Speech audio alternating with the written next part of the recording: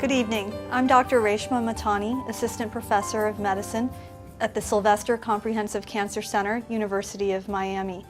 In this program, we'll be discussing updates in ER-positive breast cancer, both in the metastatic and adjuvant setting.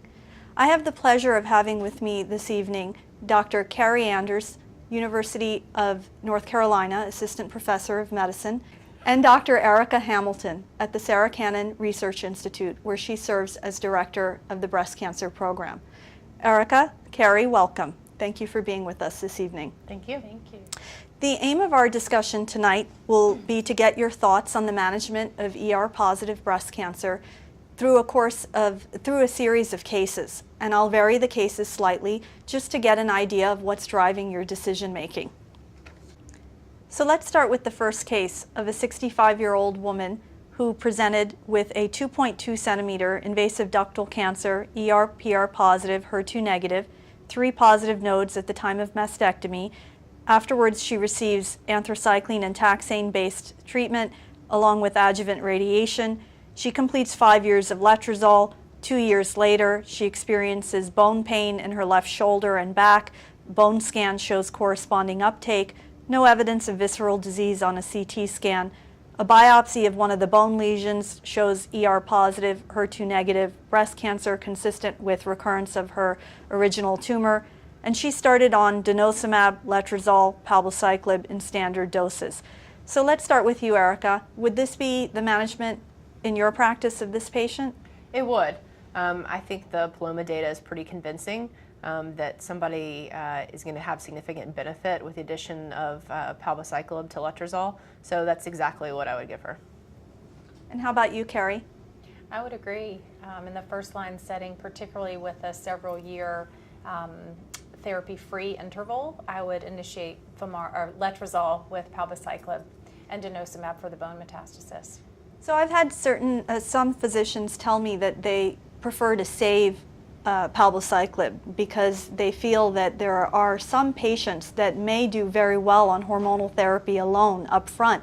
And given that we really don't have a biomarker for who is going to benefit from palbociclib, they prefer not to add the toxicity. What's your thought on that approach?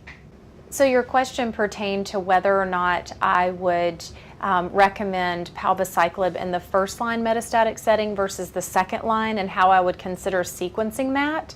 And I think the answer to that is we really just don't know. I tend to use palbociclib in the first line because the magnitude, the absolute time or progression-free survival was longer in the first line compared to the second line, which is very standard across most studies. But I would prefer for my patients to derive the benefit in that first line for as long as they possibly can before going into second or third line. I think that's a great point, especially when you look at patients in terms of their psychological component to understanding that they're not developing progressive disease and the impact on their psyche. I think it's very reassuring for a patient to know that they're doing well on their therapy, and allowing them to extend that time, I think, has a benefit. Erika, in your practice, is there any patient that you're starting on hormonal therapy alone up front for the diagnosis of metastatic disease? In general, no. I think for those that are healthy enough and have a good enough performance status that I feel comfortable giving them palbociclib, I do give it up front with letrozole as opposed to second line with fulvestrant. I know some people have kind of varying opinions on that. Certainly for someone that is, much older, high setup for infection, somebody that you would be very worried about being neutropenic, I certainly think that that's a consideration. But for my average patient in clinic, it's letrozole, palbociclib first line. Is there anybody that you would double down and start endocrine therapy with fulvestrant and an AI up front as opposed to adding palbociclib? No, I think our data really shows that palbociclib has been about the biggest improvement in progression-free survival in the first-line setting we've seen. So I think that there's pretty compelling evidence to use that regimen first line. Carey, what's been your experience regarding the toxicity profile of palbociclib? What's the dose that you start with, and what are the challenges that you've experienced in your practice in terms of toxicity, and how do you manage that? So I start with 125 milligrams daily for 3 weeks on and 1 week off, and we do the day 14 CBC to see where the patient's neutrophil count is by day 14 and adjust accordingly. I do find approximately 30% of my practice has required dose reduction, and the majority of my patients' ANCs hover around 1,000 to 1,500 when they're taking therapy. I have found the neutropenia to be manageable with dose reductions. Luckily, I have not seen a tremendous amount of infection in my practice, although it has been reported. And I would say fatigue has been probably the most common side effect that my patients and I have been working through. And then I do see some hair thinning, which was reported in the clinical trials. Has that been your experience as well? Yeah, I do. I start at 125 milligrams. You know, I think we all would like to think that we can predict who's going to have trouble with the 125 milligram dose, but it's not always the older person or the person that's had chemo. I've had a 30-year-old in my clinic that has had to have dose reductions that had not had chemotherapy before. So I really do think that it's, you know, person specific, and it's kind of hard to predict who's going to be able to tolerate and who isn't. And so I start everybody at 125 milligrams up front. I think as far as the toxicity, I think, you know, as oncologists, we've all been trained, and rightfully so, to be pretty afraid of neutropenia, and that's because the neutropenia that we've really experienced in the past is chemotherapy-induced neutropenia that has, you know, a high rate of febrile neutropenia and infectious complications. And, you know, in all the trials, it really looks like this neutropenia from palbociclib is a little bit different. You don't see that high rate of febrile neutropenia. It's 1% or lower in the trials we've seen. So, you know, I caution patients up front about that's an anticipated side effect. But I think, you know, at least in my practice and in the clinical trials as well, we've been pretty lucky not to see those infectious complications. So that's been my experience as well, and I'm also aware of data that I'm sure both of you are aware of regarding the incidence of neutropenia in subsequent cycles, and usually you see the greatest degree of neutropenia in the first couple cycles, and then it tends to peter off, and that takes away the need for the day 14 monitoring for subsequent cycles, and that's the basis for which that's not recommended for further cycles once you've identified the safe dose. Moving back to this patient, we discussed the importance of biopsy. This patient had a biopsy to prove that she had recurrence of her tumor in bone, and we all know some of the issues with regards to decalcification of bone and false negative biopsies. How strongly do you feel about the need for biopsy in a patient such as this? So at presentation of bony lesions and pain, I would certainly recommend a biopsy for diagnostic purposes. You know, it's really been our practice to not give a diagnosis of stage 4 disease without biopsy-proven disease, and I think that's relatively universal. The question regarding subsequent biopsy, I would likely monitor the patient to see if their disease was behaving as expected for ER-positive, HER2-negative metastatic breast cancer, and if not, or rapidly develop visceral disease, I would potentially biopsy the visceral disease, or down the road to evaluate for receptor discordance. Is that your I agree. as I well? would biopsy this patient up front.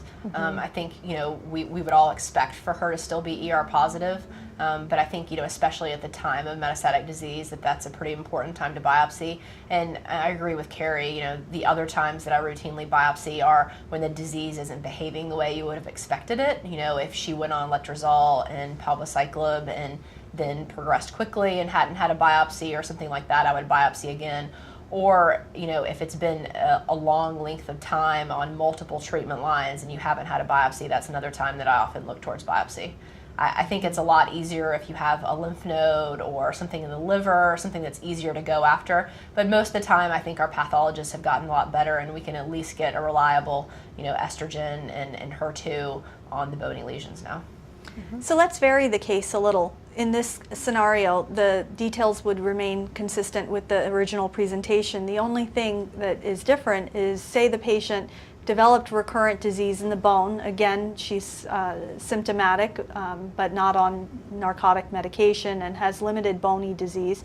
This time she develops metastatic disease while on adjuvant hormonal therapy, 6 months into treatment. How does this change things for you? So if the patient relapsed on an aromatase inhibitor, I would take a different approach. And I would try to target the estrogen receptor directly with fulvestrant. And I think that would be a perfect opportunity to bring palbociclib into essentially first-line therapy of metastatic disease with fulvestrant. However, the patient was on the aromatase inhibitor at the time of relapse.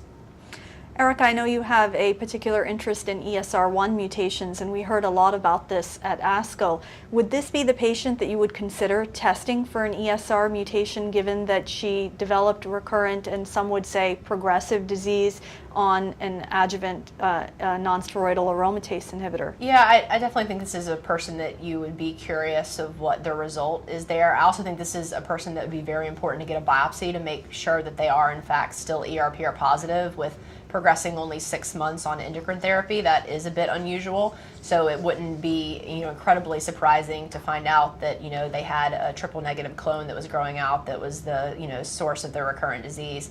But yeah, ESR1, in my practice, because I have access to a phase 1 unit, we do a lot of molecular profiling with, such Foundation One, Carey. There's a variety of vendors that do this. We get ESR1 results off of that.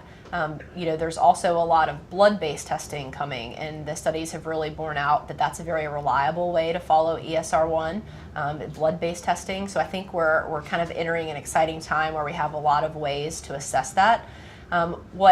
What I think is important about ESR1 is not only does it, confer a poor prognosis and a little bit more aggressive disease, but it really does change what type of therapy that you may think about this patient doing well on. So for example, in Bolero 2 or Sophia, the patients that had ESR1 mutations did not do as well on an aromatase inhibitor.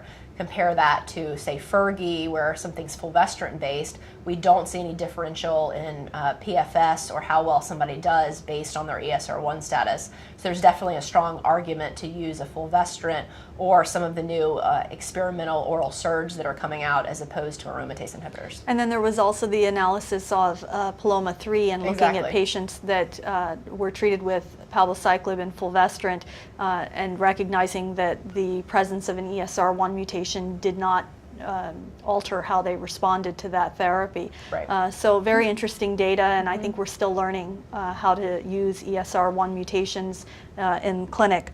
Just looking across those trials, that's interesting is that ESR1 mutations, even in the second line setting, I think are a lot more frequent than we maybe initially thought. In those kind of 4 trials that they looked at them recently, it was somewhere between 25 to 40% of people, even in the second line setting, had them. So they're really coming out as a resistance to endocrine therapy pretty soon. Whereas if we look at the primary tumor, there's a less than 1% rate of ESR1 mutation.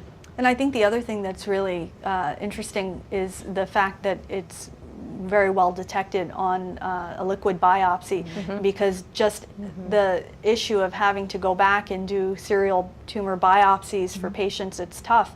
So if there is the availability of a liquid biopsy and doing that at different time points, hopefully the future would be that we would routinely send liquid biopsies and use it to guide decision making. I think we're far off from that, Right. but it would be a great great and use of especially the- in those ER-positive patients that there's not great tissue to go after, right? I mean, Right. we very frequently, we can't get broad-based molecular testing off of a bone biopsy because the tissue is just not good enough quality. But you can envision a time in the future where we would routinely be looking for the emergence of the mutation, and then based on that, we would then go down a treatment algorithm in one direction versus another direction, which may or may not include direct degradation to the estrogen receptor or adding in a biologic. But hopefully we'll have a roadmap in the future that incorporates the ESR mutation in a liquid biopsy way. So let's vary the case a little bit further and talk about the influence of age on therapy decisions. Now the patient is younger, she's 38 years old and treated in the adjuvant setting with letrozole and ovarian suppression, and again develops metastatic disease at that same 5 years post completion of adjuvant therapy, bone only. So let's talk about her treatment in the adjuvant setting. She is given an aromatase inhibitor and ovarian suppression. These premenopausal patients were evaluated in the SOFT and TEXT trials. Carey, would this have been the patient that you would have considered adding ovarian suppression, and would you have added it to an AI or tamoxifen? So I think this would be a patient I would consider ovarian suppression for. I think the lymph node positive disease and the fact that she received adjuvant chemotherapy are in line with the ASCO guidelines for the use of ovarian suppression in premenopausal patients. The one group where the data was less firm or the recommendation was less strict was in the patients who had very low risk disease and did not require chemotherapy. So that might be a patient I'd consider tamoxifen for. But with multi-lymph node positive disease, receipt of chemotherapy, I would recommend ovarian suppression if tolerated. And I tend to pair that with an aromatase inhibitor based on the SOFT and TEXT data. However, that is not always tolerated, and we have to adjust therapy based on side effects. Now let's talk about the effect of age at the time of diagnosis with metastatic disease. Erika, would your treatment decisions be different given that this patient is premenopausal and has metastatic disease, as opposed to the earlier presentation of the patient who had postmenopausal metastatic disease? No, I don't think it would be. I would still be interested in her being on ovarian suppression or having her ovaries removed, as often women do, because it's actually more convenient for them to have to do that and not have to deal with ovarian suppression. Kind of 50-50 in my practice, I think, of what women choose, but I would still feel very comfortable on having her with letrozole and palbociclib. I think that there's still good evidence for benefit of that, and ultimately I think we're treating the biology, and if she's still strongly ERPR positive, you would expect her to have good benefit from that and save other therapies for down the road. Do you routinely recommend patients to go through an oophorectomy as opposed to ovarian suppression? I know that for certain patients that are in their late 30s, and you know the average age of menopause is in the early 50s, that represents a long time if they are fortunate enough to have metastatic disease for that amount of time to deal with ovarian suppression. Is it just an issue of convenience, or do you think that there's some inherent difference to an oophorectomy versus ovarian suppression? I think as long as women are compliant with their ovarian suppression, I think it's just as good as oophorectomy. I think the one advantage of at least trying the ovarian suppression up front is that you have the ability to stop it if they're completely intolerant and miserable. So I often start the ovarian suppression, 6 months, 12 months down the road. If they're doing well, they're comfortable with that. A lot of times these women do choose to go ahead and have the ovaries removed, but I don't think it's something that needs to be done or that we have any evidence that it's better than the ovarian suppression itself. Do you feel the same, Carey? I would agree, and I will typically lead with ovarian suppression for at least 6 months or so to ensure tolerance, given that you can backpedal to tamoxifen alone if symptoms are intolerable, as opposed to an oophorectomy, which is not reversible. Good point. So let's go back to the case and now vary the patient's age once again and bring her into the perimenopausal age range. Say she started on tamoxifen because she's 50 years old, she has some osteopenia on bone density, and she is started on letrozole before the approval of palbociclib, and she's doing well radiographically and symptom-wise. Her bone pain is improving. We've talked about the impressive benefits with palbociclib. Given those benefits, would you feel compelled in a patient who's doing well on letrozole monotherapy to add palbociclib? So in that case, which has happened quite frequently, given that palbociclib has more recently been approved, I think many of us have had patients doing just fine on aromatase inhibition alone in our practices. And I think the issue there would really be how long were they doing well. If we were 2 to 3 months into therapy, I may very well recommend going ahead and adding palbociclib in at that point. But if a patient is 12, 18 months out on AI alone, I would continue aromatase inhibition until time of progression and then bring the palbociclib in with the fulvestrant in the second line. Do you feel the same way, Erika? I completely agree. I think if the initiation of the aromatase inhibitor was relatively recent, I would definitely consider adding the palbociclib in, but if they had been on it for some time, I don't think we have a lot of data about whether adding it that late when somebody has already been on it what exactly the benefits of that would be. So I probably would save it for the second line setting at that point. So let's talk about second line therapy then. We have the original patient who's 65 who goes on therapy with palbociclib and letrozole 5 years after completing adjuvant therapy with a 2-year disease-free interval. And she does well, about 22 months, which was a little bit better than average for first-line therapy. But now she develops progressive disease in the liver. All lesions are less than 3 centimeters, and she's completely asymptomatic. How would you approach this patient? That's probably a patient that I would biopsy the liver, especially with the new development of visceral disease. Make sure that she's still strongly ERP positive.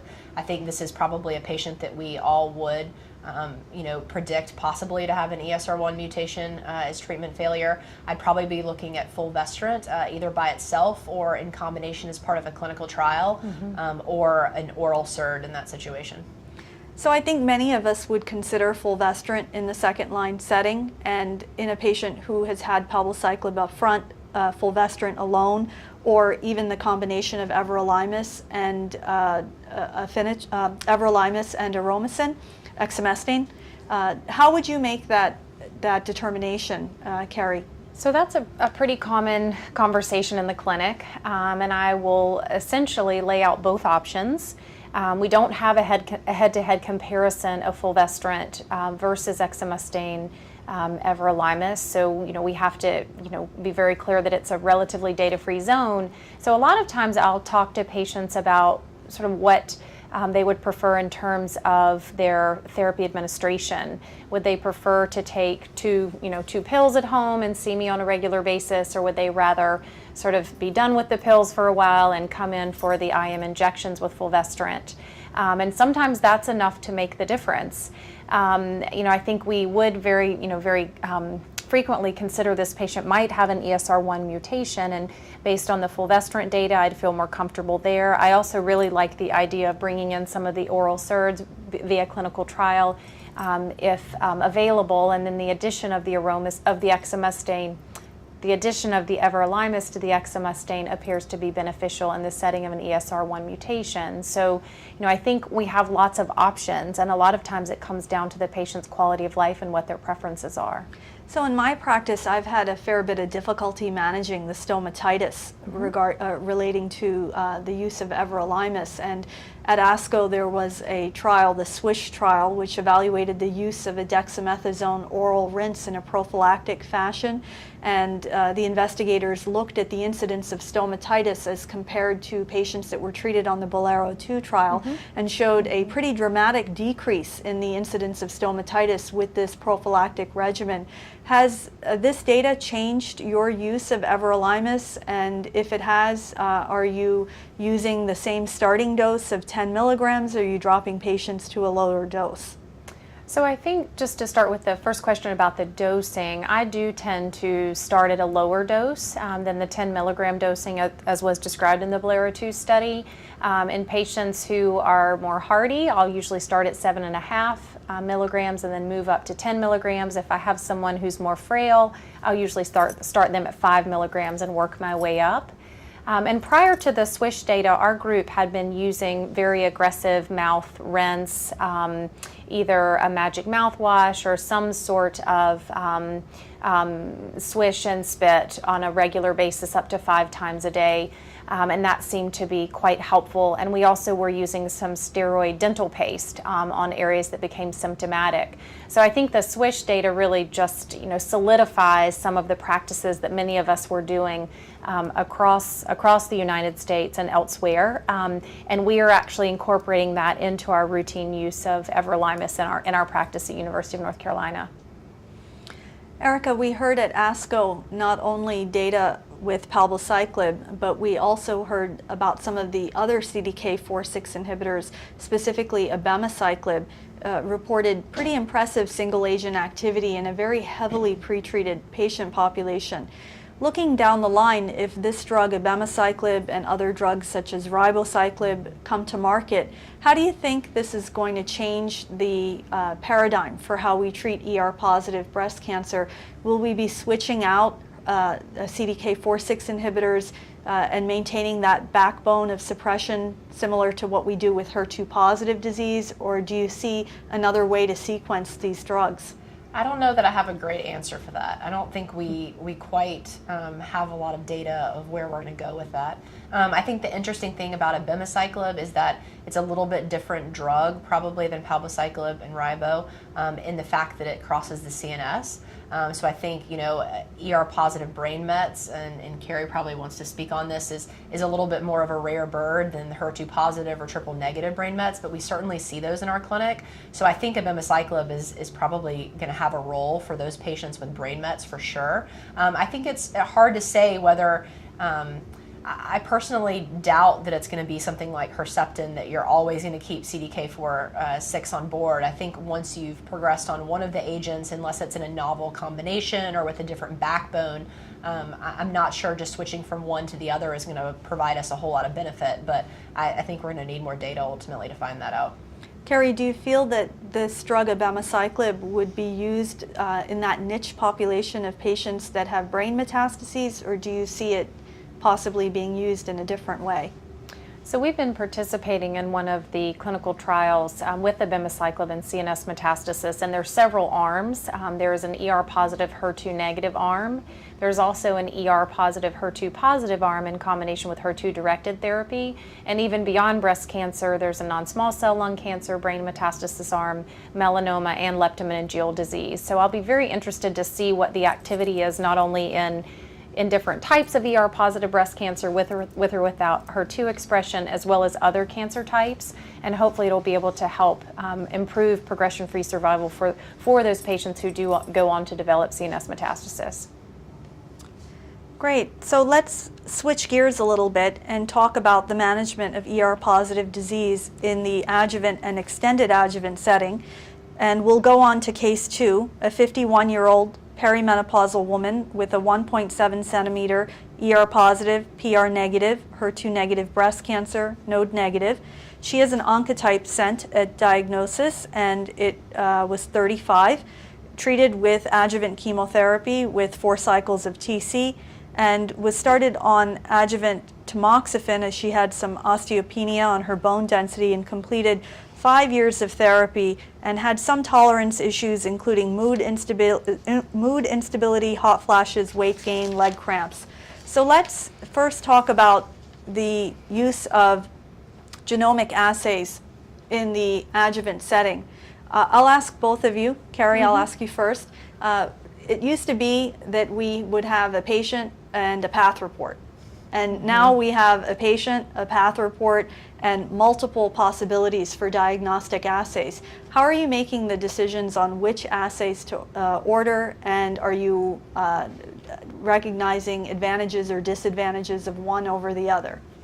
Right, so I think you're exactly right. You know, the management of stage 3 breast cancer is a lot more straightforward. Our risk-benefit ratio falls much more on the side of the benefit when we look at our adjuvant therapies. And in the stage 1 setting, we're certainly balancing the risk-benefit profile.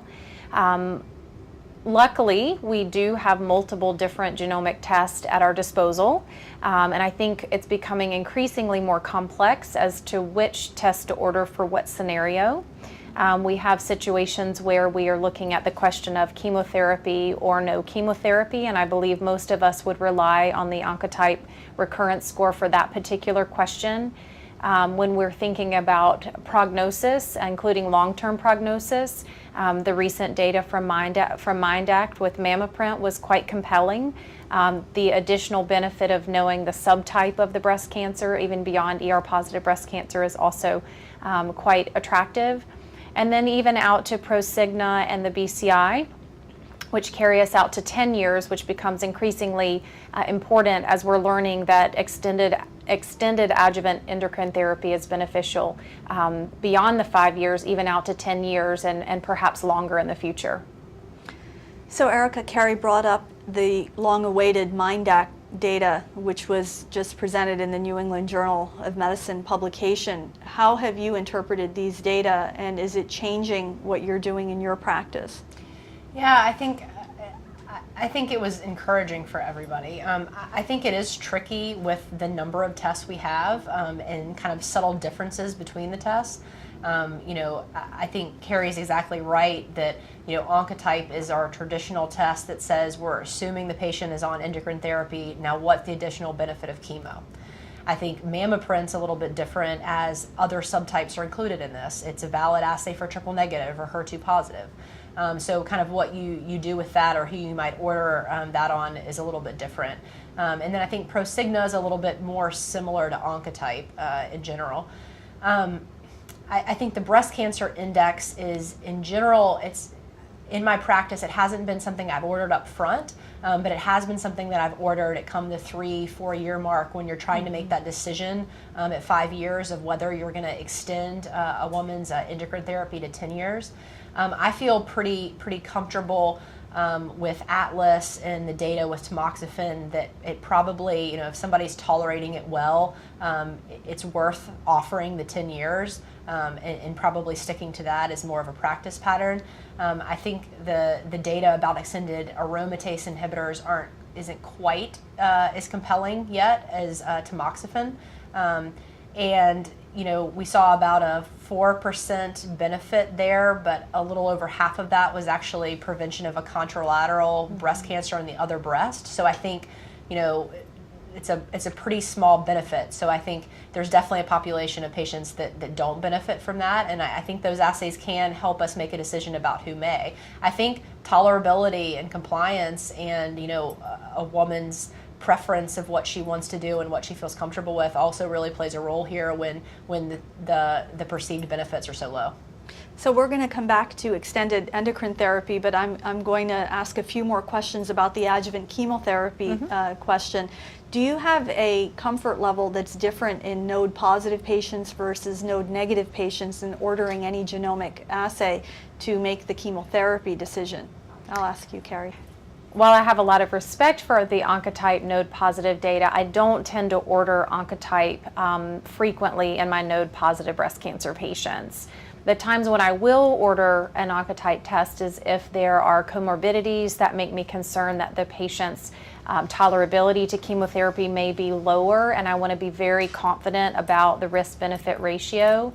But in general, because the baseline risk of recurrence is so much higher in a node-positive patient compared to a node-negative patient, I tend to reserve the genomic test to help my decision-making regarding chemotherapy for the cases where I'm borderline on tolerance. Great. And Erika, you brought up the issue of 5 versus 10 years of endocrine therapy, but just looking at this whole issue, what do you really think in terms of tolerance? For patients that are on endocrine therapy, do you see that this is a major issue, tolerance to endocrine therapy, even in the first 5 years, or are you really thinking that this is a non-issue? There was a quality of life analysis for MA17R that made us all feel that maybe patients are doing fine. Has that been your experience? I think that's a really good question, and I think by the time we get to somebody who's been on endocrine therapy at 5 years, we've probably already selected for those patients that are tolerating it well enough to continue something for 5 years, right? So I think a lot of those patients that really struggle with endocrine therapy or tolerance have dropped out by then, and they're not the patients that you're trying to make a decision about whether they're going to continue to year 6 because they stopped it in year 1 or 2. So it doesn't entirely surprise me that the tolerance wouldn't change from year 6 to 10 if you tolerated it fine from year 1 to 5, if that makes sense. Yeah, I think it does make sense. I think that the population of patients that were on MA17R were, of course, a highly selected population. Those patients in general that go on clinical trials just by virtue of the fact that they're on study tend to be different than what we sometimes see in the community.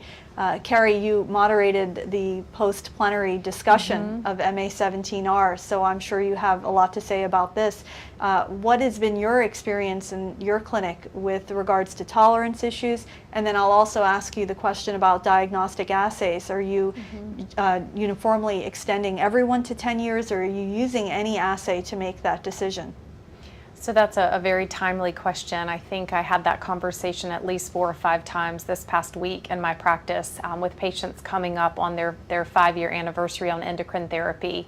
And I will say that the MA17R data has provided some very nice guidance, and I'm very clear on what the results represented, just as Erika has stated, that the absolute difference at the time of the analysis for disease-free survival was 4%, so 91% in the 5-year patient cohort and 95% in the 10-year cohort. And I do discuss those numbers with my patients and also let them know that the large majority of those recurrences were contralateral or ipsilateral breast cancer recurrences, not distant recurrences. And then we have a discussion about what that means for them.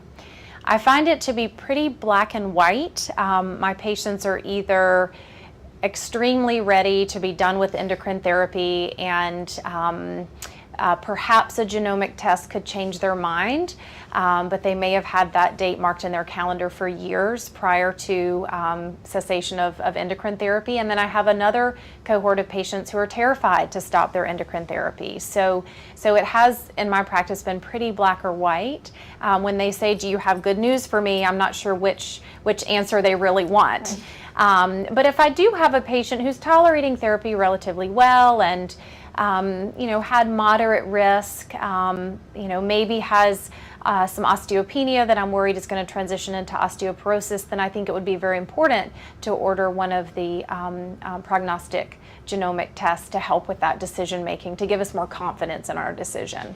So Erika pointed out the benefit, and you did as well, that it was really, the bulk of the benefit was in contralateral breast prevention. What do you quote your patients their risk of a contralateral breast cancer is once they develop a tumor in one breast? So the surgeons have taught me that I usually will quote about a 1% chance for a contralateral breast cancer occurrence per year. And that's a very different number for a patient who is diagnosed in her 70s compared to a patient who's diagnosed in their 30s.